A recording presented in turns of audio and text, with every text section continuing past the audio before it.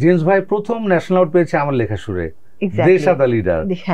গানটা ছিল পতাকাটা খামচাতে কখনো আসে যদি, শকুনার হায়নার দল, সংগ্রামে সংগ্রামে রুখে দাঁড়াতেই হবে, সাহস বুকে হবে চলে, এরকম একটা গান। এবং ওই বছর এই গানটার জন্য আমার মানে 2-3 জনের নাম থাকে ন্যাশনাল অ্যাওয়ার্ডে সেরা মিউজিক ডিরেক্টর হিসেবে, সেটাও ছিল।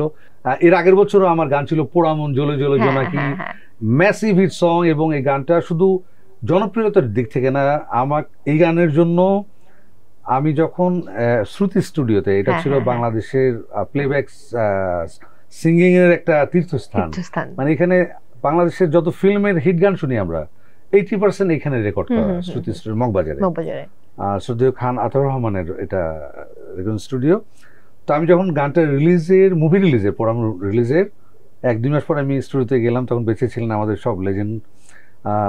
ওই দেখা হলো আলাউদ্দিন ভাই, শ্রদ্ধেয় আহমেদ ইমতিয়াজ বুলবুল এবং গাজী মাজহারুল আনোয়ার আমার কে খুব দোয়া করলেন, বলল যে তুমি বাংলাদেশ চলচ্চিত্রে বা বাংলার মাটির সত্যিকারের সুরটা ধরতে পারছো, তুমি যে গান করেছে জ্বলে জ্বলে জোনাকি, তুমি প্রপার একটা ফিল্মের গান করতে পেরেছো, তোমার জন্য অনেক দোয়া।